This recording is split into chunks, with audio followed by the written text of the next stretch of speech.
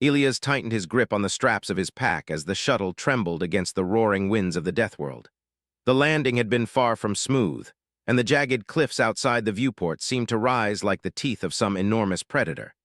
He had faced hostile worlds before, but this one, the reports had called it uninhabitable, felt different. Every gust of wind cut through the shuttle like knives, carrying a sharp tang of ozone and something else, something almost alive. The shuttle groaned under the strain of the storm. Elias' knuckles whitened as he held the controls steady. Lightning streaked across the sky, illuminating jagged mountains and forests of alien trees that twisted like they had been sculpted in pain. He had come here on a mission for the Terran Coalition, hired as a mercenary to support an alien faction struggling for control over the planet's resources. But now, looking down at the unforgiving landscape, he realized that survival would be the mission itself. The shuttle's hull shuddered violently, and alarms blared. Warning lights painted the cabin in red and yellow, casting harsh shadows over his determined face. He gritted his teeth, forcing his mind to focus. Every skill he had learned on countless hostile worlds would be tested here. With a final grinding crash, the shuttle skidded across the rocky surface, tearing through brittle plants and bouncing against jagged stones before finally coming to a halt. Elias exhaled, his lungs burning, and surveyed the damage.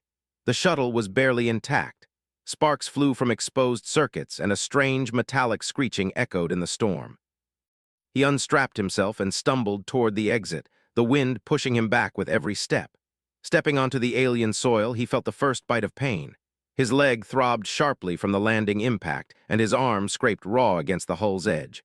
Small cuts dotted his face, yet he forced himself to stand upright because survival demanded more than despair. The forest ahead seemed to pulse under the storm. Strange, bioluminescent plants glowed faintly in the sheets of rain, revealing glimpses of enormous, predatory creatures moving silently among the trees. Elias' instincts screamed at him to move quickly. Every predator he had read about on planetary reports came to life in his mind, and here reality promised even more danger. He pulled his pack over his shoulder and started moving. Each step was agony. The landing had not just damaged the shuttle, it had bruised his body and battered his spirit. Blood ran down his arm from a deep cut, mingling with the rain. Every muscle screamed, yet he forced himself onward. Hours, or was it days? Time seemed to warp under the storm, passed as Elias stumbled through the alien wilderness. He foraged for small sources of water, using knowledge humans had accumulated over centuries to purify it, and he avoided predators whenever he could. Once, he narrowly escaped a creature with teeth like daggers, barely dodging its strike by diving into a shallow, glowing river. The river burned his skin as if it were alive, yet he emerged, soaked and trembling, but alive. It was on the brink of exhaustion that Elias collapsed at the edge of a cliff overlooking a valley. Below, a sprawling alien city shimmered faintly, its structures unlike anything human architecture could dream of. Towers bent in impossible curves, hovering platforms glimmered with energy, and bridges spanned distances that defied physics. And at the center of it all, a massive palace rose, smooth and reflective, almost as if it had been carved from a single crystal. He tried to rise, but his body betrayed him. Every wound ached, every breath burned, and he realized he could go no further. Darkness threatened at the edges of his vision. He was on the verge of collapsing entirely, lost in a world where nothing was familiar and everything wanted him dead. And then the air changed. Not the storm, not the wind, but something subtle. He felt the presence before he saw it. A low hum of energy, calm and controlled, emanated toward him. The predators seemed to hesitate, the storm seemed to pause. It was a strange, alien intelligence, one that made the hairs on his neck rise. Through the mist, a figure appeared. She was tall, regal, and moving with a confidence that seemed almost unnatural. Her skin shimmered faintly under the alien stormlight, and her eyes, large and luminous, fixed on him with an intensity that pierced through exhaustion and pain alike. This was no ordinary being. Elias knew instantly that he was looking at the ruler of this place, the queen herself. Without a word, she motioned to her attendants, who arrived silently, hovering just above the ground. They examined him quickly, their technology far beyond anything Elias had seen. Scanners passed over his wounds, and he braced for judgment. In any other world, being carried away in a stranger's hands could have been the end. But here, somehow, he felt a sliver of hope. The queen knelt beside him, and he noticed her eyes widen, not in anger but in shock. She saw the depth of his injuries, Torn flesh, bruised muscles, burns from acid rain, cuts from jagged rocks. And she did not flinch or recoil. Instead, her composure broke just slightly. A soft sound, almost a cry, escaped her lips. It was as if she had never seen such human endurance before, such stubborn refusal to yield to pain and death. He tried to speak, but the words caught in his throat. He had faced countless threats, countless aliens who underestimated humans, but this silent acknowledgement from the Queen herself was something else. Somehow, in the midst of suffering, he felt seen. The attendants moved him carefully, lifting him onto a floating stretcher of shimmering metal. The Queen stayed close, her eyes never leaving him. Every step toward the palace, every moment of care seemed to confirm what he had begun to understand. Humans, despite their fragility, possessed something no alien could match. A spark, a resilience, a refusal to surrender even when every instinct screamed to give in. Inside the palace, the medics began their work. Their devices glowed as they sealed wounds, repaired broken bones, and stabilized his condition. Elias felt every motion, every tool cutting and mending, yet he remained conscious. He observed the alien technology, marveling at its efficiency, but also noticing how it relied on a combination of skill and patience, much like human medicine, just advanced. The Queen remained by his side, silent most of the time, watching, learning. Elias understood in a strange way that he was more than a patient. He was a lesson, and perhaps, unknowingly, he was changing her perception of what humans could endure. As the hours passed, he drifted between consciousness and sleep. In the quiet moments, he caught glimpses of the palace's interior. Walls that shifted like liquid crystal, lights that danced along impossible pathways, and gardens that seemed alive, bending toward the Queen's presence. He wondered what kind of ruler could command such a world, yet be moved by the sight of a human warrior's wounds. By the time the storm outside had finally abated, Elias had begun to regain some strength. His wounds were bandaged, his bones aligned, and his spirit, though battered, felt a flicker of determination. He realized that survival was no longer just about enduring the planet's hostility. It was about earning a place in a world that had never seen a human like him before. The Queen approached him once more, kneeling to meet his gaze. Her voice was quiet but firm, carrying authority tempered with something softer. "You endure what no one else could," she said. "Tell me, why do you not give in? Even when everything says we should die, we don't." And if he could hold on, if he could recover fully, perhaps humans could change not only her view, but the destiny of this entire alien world. For the first time since the crash, he allowed himself a small measure of hope. The Queen's presence, her attention, and even her tears, small, almost imperceptible, were proof that his survival was more than physical. It was symbolic. Humans, weak by alien standards, could endure, inspire, and even shape the course of worlds. Outside, the first rays of alien sunlight broke through the clouds, painting the jagged landscape in shimmering gold. Elias looked out at the valley, at the city, and at the palace where the Queen waited. He had survived the storm, but the real trials were only beginning. And he would meet them as a human, defiant, resilient, and unbroken. Elias woke to the soft hum of alien machinery and the faint glow of floating lights. The palace was quiet yet alive, its walls pulsing with energy that seemed almost conscious. Pain lanced through his side as he tried to sit up, a reminder that survival came with a price. His bandages had been expertly applied, and though his wounds ached, he was alive. More than alive, he was noticed, and that was rarer than survival on a Deathworld. The Queen had not left his side since he had been brought to the palace. She observed him silently from a distance, as if studying a living puzzle. Elias could feel her gaze without seeing her, an unspoken awareness that unnerved him at first but now felt oddly comforting. He had faced countless enemies, but none had inspired this strange mixture of fear and respect. When one of her attendants floated over, Elias noticed the subtle differences in their physiology. Their skin shimmered like liquid metal, and their limbs moved with a grace that defied gravity. They spoke in a soft, melodic language that Elias could not yet comprehend, but their gestures were precise. One hand motioned toward him, a command to remain still while the devices hovering around him adjusted and healed his wounds further. "You are strong," the Queen's voice came suddenly, breaking the quiet.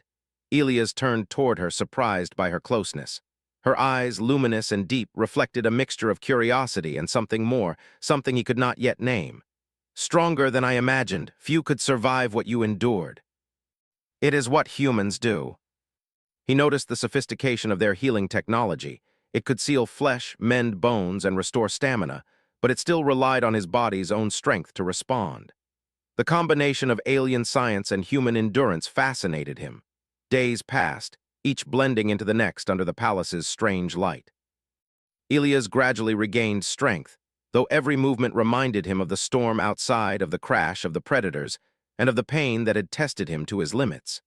Yet each morning he pushed further, practicing walking, then running, then even climbing the gentle slopes within the palace gardens. The queen watched silently, her eyes following his every move, sometimes with admiration, sometimes with concern. It was during one of these practice sessions that Elias first demonstrated something the queen had not expected. He was lifting a fallen branch, showing it to one of the attendants to examine its weight and structure. With a glance at him, she tilted her head, clearly intrigued. He had lifted it with one hand, while balancing himself on a narrow ledge. In their world, such feats would be impossible for most beings. They did not rely on brute strength but on precise, controlled movements. Humans, however, combined unpredictability with endurance, and it had saved him countless times. "Humans are strange," the queen said softly one evening as Elias rested against the railing of the palace balcony. She stood beside him, her gaze drifting to the distant mountains where storms still raged. "You endure pain, yet continue. You improvise, yet succeed. Few here would attempt what you do, even with their gifts. That is the human way. We don't give up. Because if I stop, I fail not only myself, but everyone who depends on me. Humans carry hope, even when we are alone. We carry it because giving up is not an option." Yet here she was, watching a human with wounds so severe he should have been dead, and she seemed moved. The days that followed were not easy. Rival alien factions began probing the city's defenses, sending scouts and spies to test its strength.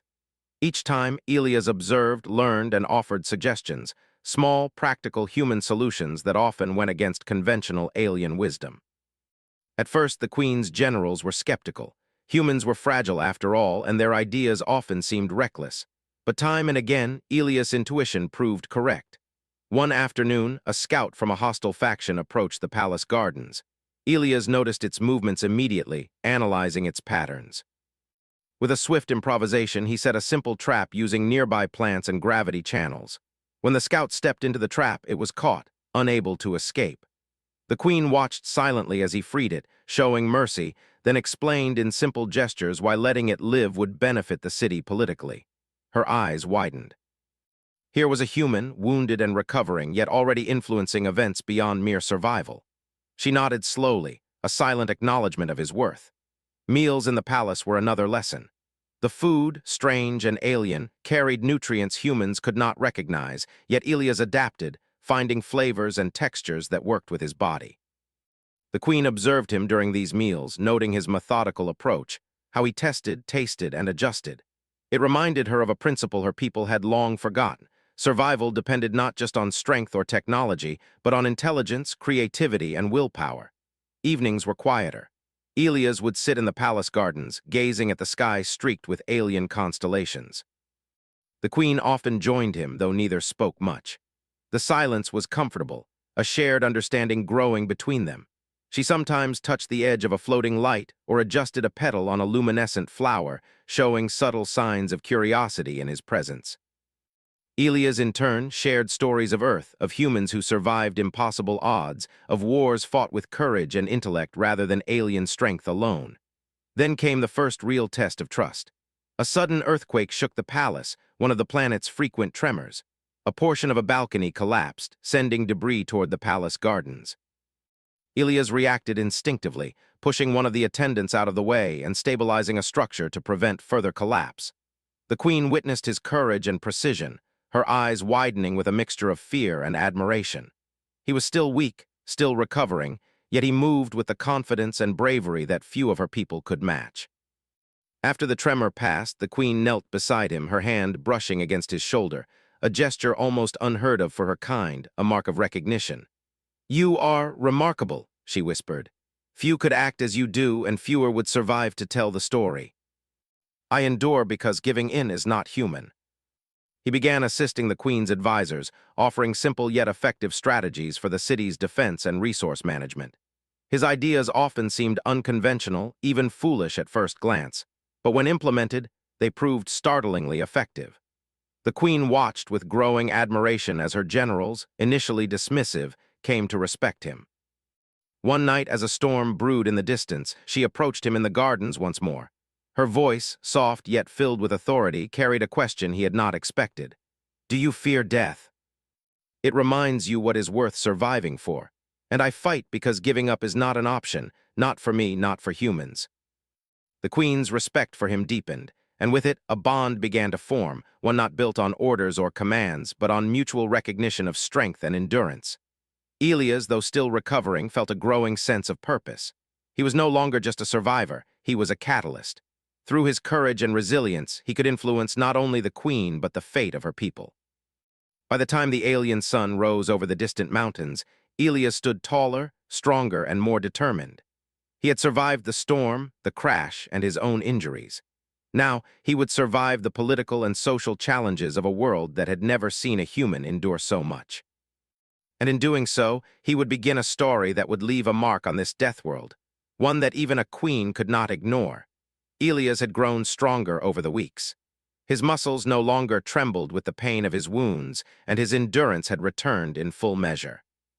The queen watched him closely as he trained in the palace gardens, weaving through obstacles, lifting objects, and practicing techniques that combined strength, speed, and human ingenuity. Her advisors murmured among themselves, still skeptical of humans, but their doubts were slowly fading as they observed Elias' persistence. It was a day like any other when the warning alarms blared across the city. Red lights streaked along the palace walls, and a low, pulsating hum signaled an incoming attack. Elias recognized the patterns immediately, a scouting fleet of the rival faction, testing the city's defenses. He could feel the tension in the air. This was not just a threat, but a challenge, one that would demand everything he had learned. The queen moved swiftly to the command chamber, her presence commanding respect from all around her. Elias followed, guided by instinct rather than protocol. "What is the plan?" he asked, his voice steady despite the growing tension. The queen glanced at him, her eyes narrowing with thought. "We hold the city, protect the gates. If any reach the palace, I must remain unharmed. The city cannot fall." His mind raced through possibilities, identifying weak points, creating traps, and imagining paths the enemy might take. As the first wave of alien scouts descended on the outskirts of the city, Elias sprang into action. He ran ahead of the patrols, using his knowledge of the terrain to set simple but effective traps. Gravity channels, shifting panels, and clever diversions slowed the enemy's advance. Some of the Queen's generals watched in disbelief as his makeshift strategies worked flawlessly, repelling attackers without significant losses to the defenders. But the danger was only beginning. From the skies, the main fleet arrived, massive ships bristling with weapons, capable of leveling entire city blocks. The city's shields flared to life, shimmering with energy, but Elias noticed vulnerabilities that the aliens could exploit. He dashed through corridors and control rooms, issuing instructions in rapid-fire human logic, guiding engineers to reinforce weak points and adjust defensive systems. Amid the chaos, one particular strike breached the outer defenses.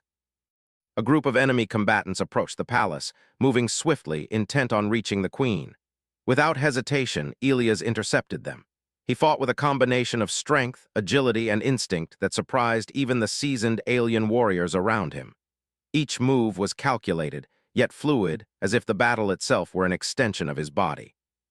The enemy underestimated him, expecting a weak human. Instead, Elias struck with precision, disarming and incapacitating attackers faster than any alien soldier could anticipate. His wounds, though healed, still ached, but he ignored the pain, focusing entirely on his duty: protect the queen at all costs. The queen observed from a high balcony, her hands clenched in tension. She had faced countless battles, but something about Elias' courage shook her in a way she could not explain. He was human, fragile by alien standards, yet his determination, his refusal to yield, was extraordinary. A sudden movement caught Elias' eye, a heavily armored warrior breaking through the palace gates, heading straight for the queen. Without a thought, he sprinted forward, intercepting the enemy before they could reach her. A brutal clash followed. Elias dodged strikes that could have ended him instantly and countered with calculated precision. He did not rely on sheer force alone. He used leverage, timing, and improvisation. Each attack from the alien was met with human ingenuity, and slowly he gained the upper hand. The queen's breath caught in her throat as she watched. No human should be capable of this. His movements were raw, relentless, yet elegant in their simplicity. He was protecting her not because he was ordered to, but because he chose to. That choice, that courage, struck her profoundly. Finally, Elias subdued the attacker, leaving him unconscious rather than dead, and turned to see the queen safe. Relief flooded him briefly, but the battle was far from over. More forces were pressing toward the city, and the queen's defenses would not hold indefinitely. He glanced at her, noting the faint tremor in her hands. The way her usually composed expression was marred by fear. "Stay behind me," Elias called, his voice firm yet calm. "I will protect you." Elias moved like a storm, a human whirlwind amid alien technology and advanced weapons. He guided the defenders, countered enemy advances, and continually adapted to new threats. His human endurance amazed those around him. Even when struck or injured, he kept moving, improvising, and surviving. Hours passed, and the enemy's momentum began to falter. The queen watched as Elias coordinated a final defense, directing energy fields, creating ambushes, and inspiring the alien soldiers to fight beyond their limits. He was more than a human. He had become a symbol of determination, a living testament to the tenacity of humanity. As the last of the enemy forces retreated, battered, and defeated, the queen descended from her balcony and approached Elias. Her usually calm and commanding presence faltered. She reached out, placing a hand gently on his shoulder. The weight of everything she had witnessed, the courage, the endurance, the loyalty, pressed down on her. Tears welled in her eyes. For the first time, she allowed herself to break down, overwhelmed by the strength of a human who had risked everything for her. She had commanded armies, faced insurmountable odds, and yet this human, this outsider, had shown a kind of courage she could scarcely comprehend. Elias, exhausted and battered, met her gaze. "You are safe," he said simply. "That is all that matters." She looked at Elias, her expression now mixed with awe, gratitude, and something deeper, something that bridged the vast divide between human and alien.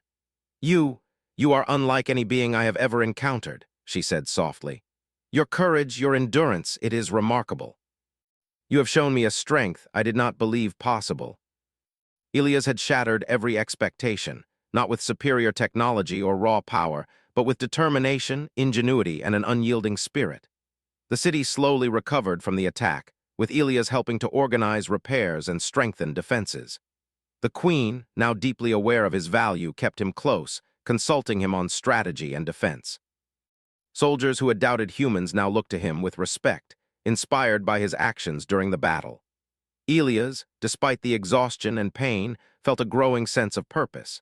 He was no longer merely surviving on a hostile planet. He was shaping its destiny, influencing decisions, and earning the trust and admiration of a civilization that had once doubted humanity. That night, as the alien sun dipped below the horizon, painting the skies in colors he could not name, the queen approached him again. She did not speak immediately. Instead, she offered a silent acknowledgement, a nod, a hand on his shoulder, a presence that conveyed respect and gratitude. Elias understood. This was the beginning of a partnership that could reshape the future of her people, and perhaps the entire planet. He had survived storms, predators, and impossible injuries. Now, he had survived battle, earning the trust and admiration of one of the galaxy's most powerful beings. And though he knew challenges remained, he felt ready. Human courage, resilience, and ingenuity had carried him this far. They would carry him farther still. As he looked out over the recovering city, Elias allowed himself a rare smile. The queen had cried for him, acknowledging his strength, his perseverance, and his humanity. He had earned something far greater than survival.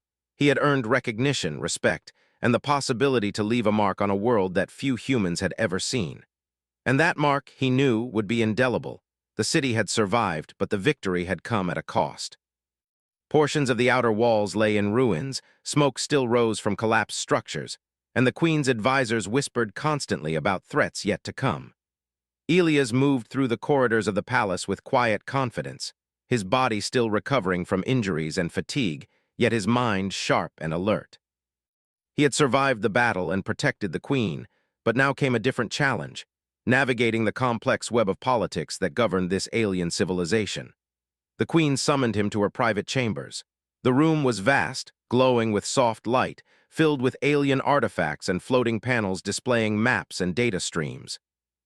She sat on a raised platform, her posture composed but her eyes betraying concern. "You have proven yourself in battle," she said, her voice measured. "But war is not only fought with weapons, it is also fought in the halls of power, in the councils, in the minds of our people." On countless worlds, he had fought physical battles, but politics, alien politics, was something entirely different.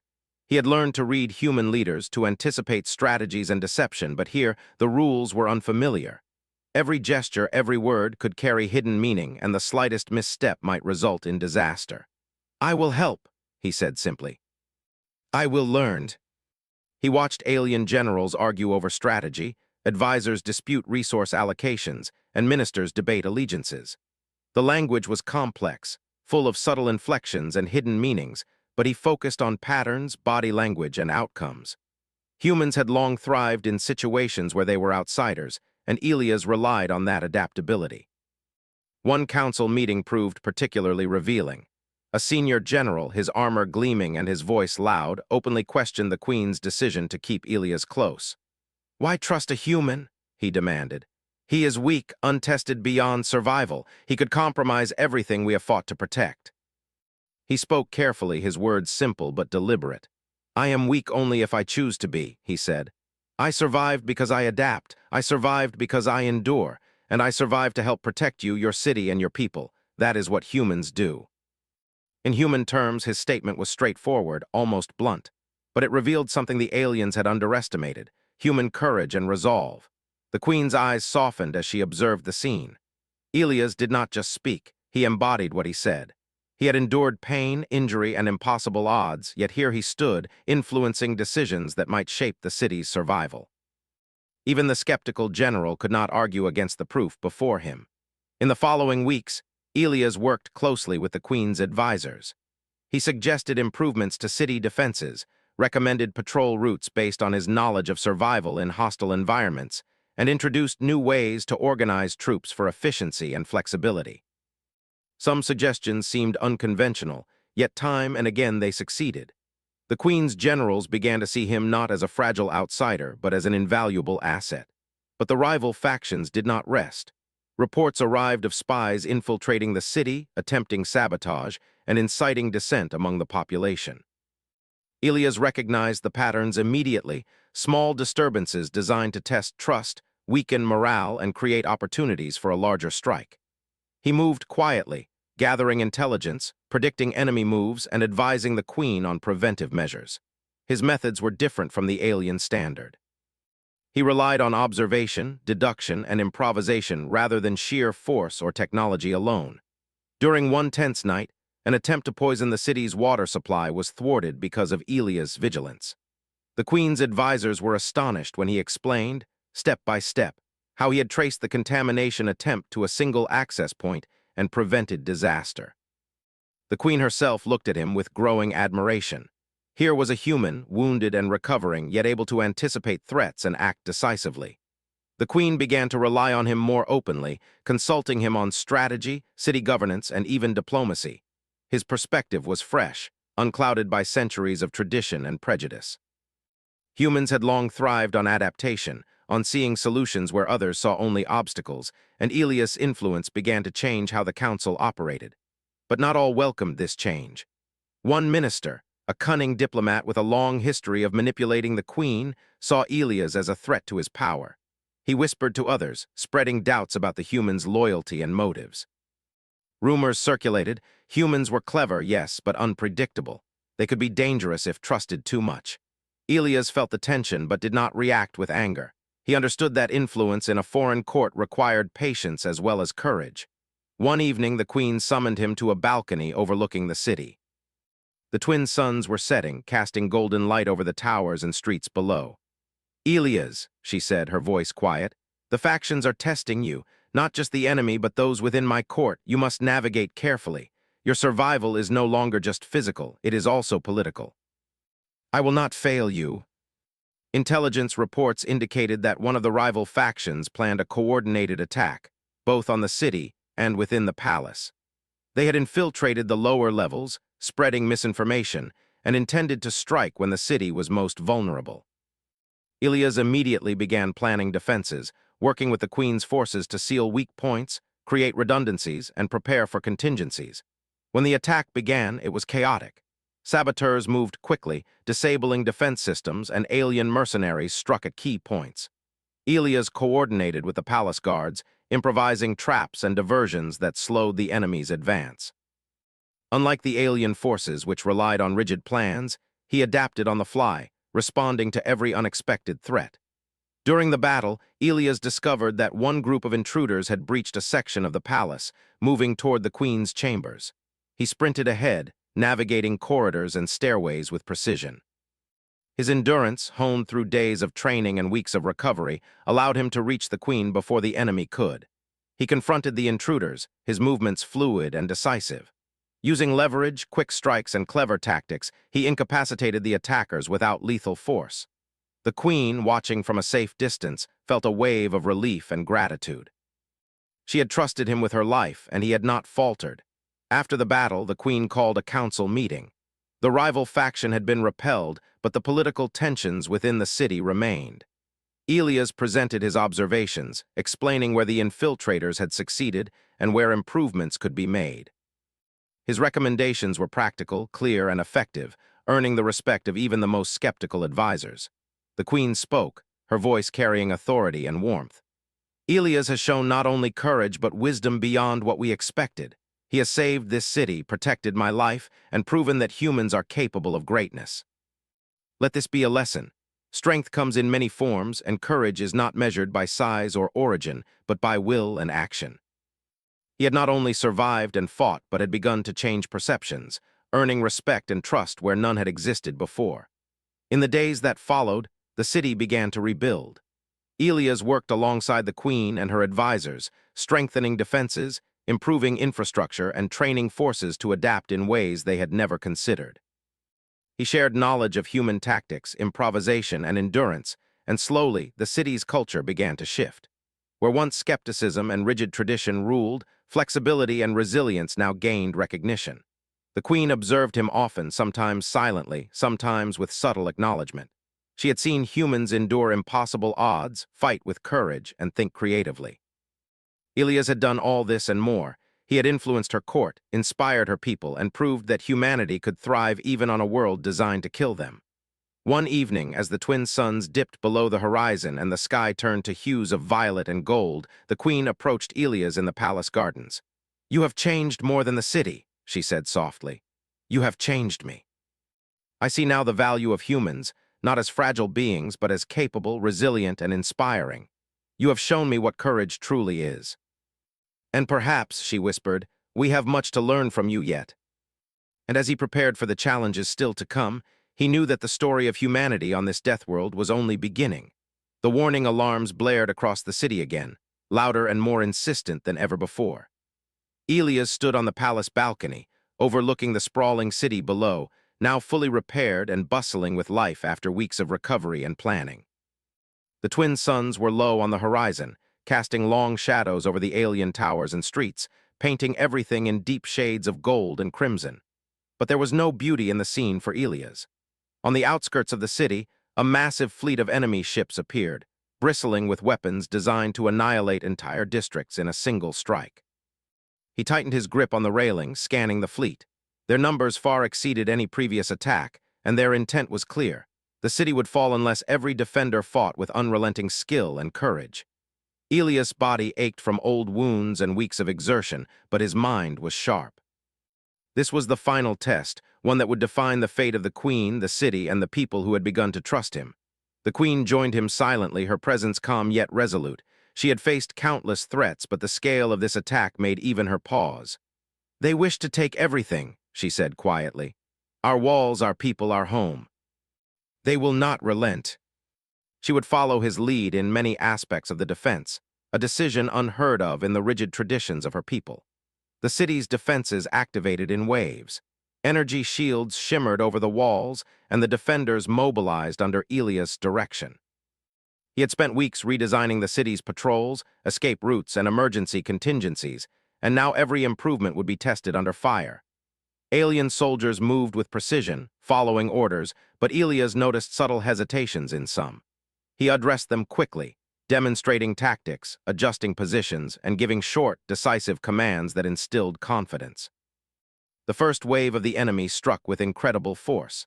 Massive energy blasts tore through the outer districts, collapsing towers and sending debris raining down. Ilias moved among the defenders, coordinating counterattacks and reinforcing shields where breaches were imminent. His endurance, tested over weeks of recovery and training, allowed him to continue even as pain flared in his old injuries. A squad of heavily armored enemy soldiers breached the lower city gates, moving toward the Queen's palace. Ilias was already on the move. He sprinted ahead, navigating collapsed streets, avoiding debris, and setting traps using the terrain. His improvisation amazed even seasoned alien soldiers. Where advanced weapons failed, his clever use of gravity channels, shifting platforms, and simple barriers halted the enemy's advance repeatedly. As he confronted a group of intruders, Ilias demonstrated the combination of strength, strategy, and ingenuity that had become his hallmark. He dodged lethal strikes, countered with precision, and turned environmental hazards to his advantage. Each move was fluid, instinctive, yet calculated, proof of human adaptability and intelligence under extreme pressure. Inside the palace, the Queen observed, her usual composure challenged for the first time in weeks. Ilias was human, wounded, recovering, and still able to command the battlefield with unmatched skill. The sheer audacity of his actions inspired the defenders and struck fear into the enemy, who could not anticipate a human moving with such lethal creativity. At a critical moment, the enemy's leader, a towering alien warrior with reinforced armor, charged toward the palace gates where the Queen was stationed. Ilias intercepted him without hesitation. Their clash was intense, each strike a test of strength and strategy. Ilias' endurance allowed him to withstand blows that would have crushed any other human, while his quick thinking exploited every weakness in his opponent's armor. The Queen watched, her heart pounding. She had seen her entire court falter in battle, but Ilias did not falter. He fought not for glory, not for recognition, but because he chose to protect her, the city, and everyone who depended on him. Her admiration deepened, and tears filled her eyes again, not from fear, but from awe. Finally, Ilias subdued the enemy leader, leaving him incapacitated but alive, and turned to the approaching waves of attackers. His human creativity became the defining factor of the battle. He led ambushes, redirected enemy forces, and devised clever strategies that no alien military tradition had ever considered. Soldiers under his direction fought beyond their limits, inspired by his example. Hours passed. The sun set, and the twin moons began to rise. The enemy, battered and demoralized, began to retreat. The city had survived. The Queen's palace, though scarred by the battle, remained standing, and at the center of it all, Ilias, bloodied, bruised, but unbroken, stood as a symbol of human valor. The Queen approached him once more, moving quickly through the courtyard. She knelt beside him, placing her hands on his shoulders. Her tears fell freely, a release of the emotions she had held back for so long. You have done what no one else could," she whispered. "You have protected my life, saved my city, and shown me the courage of your people. I do not have words to describe what I feel. Humans endure, that is all we know." The enemy fleet had retreated, their losses devastating, and the Queen publicly honored Ilias for his bravery.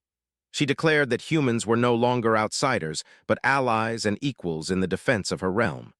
Aliens who had doubted him now looked upon him with awe and respect. Generals, diplomats, and civilians alike recognized the extraordinary combination of endurance, courage, and ingenuity that humans embodied, and Ilias, wounded but unbroken, had shown it to them all. Ilias' influence extended beyond battle. He advised on rebuilding, shared knowledge of human tactics, and introduced methods of training that enhanced resilience and flexibility. The city began to thrive under these new strategies. Humans had long survived in hostile environments, and now their lessons were reshaping an alien civilization. The Queen often visited him in the gardens where he now trained, recovering yet preparing for any future threats. She spoke openly, sharing her thoughts and fears and listening to his observations. Their bond had grown stronger than ever, built on mutual respect, shared trials, and the understanding that courage transcends species. One evening, as the city lights glimmered below the palace, the Queen approached him quietly. She did not kneel this time, but her expression held reverence. "Ilias," she said, her voice steady, "you have done more than survive. You have changed my people's hearts, inspired hope where there was fear, and proven the strength of humanity. I honor you. Perhaps humans can teach us more than we ever imagined. He had survived impossible odds, inspired allies, and changed minds. The battle for survival had ended, but the legacy of human endurance had only just begun. Ilia's story would be remembered by this alien civilization for generations. The human who fought, endured, and inspired. The human who made a queen cry tears of awe and gratitude. The human who proved that no matter the odds, courage, ingenuity, and resilience could reshape a world. In the quiet of the night, Ilias allowed himself a rare moment of rest. He gazed at the stars, thinking of Earth, of humans who had survived worse, and of the future now open before him. For the first time, he allowed a small smile, knowing that humanity's place among the stars was no longer questioned. He had survived, and in doing so, had left an indelible mark on an alien world. And in the distance, the queen watched him, silently weeping once again, not from sorrow, but from pride and awe at the strength of a human who had endured more than anyone could have imagined. Ilias had done more than survive. He had inspired, changed, and endured. He was the living proof that humanity, no matter how fragile it seemed, could overcome any challenge and shape the destiny of worlds.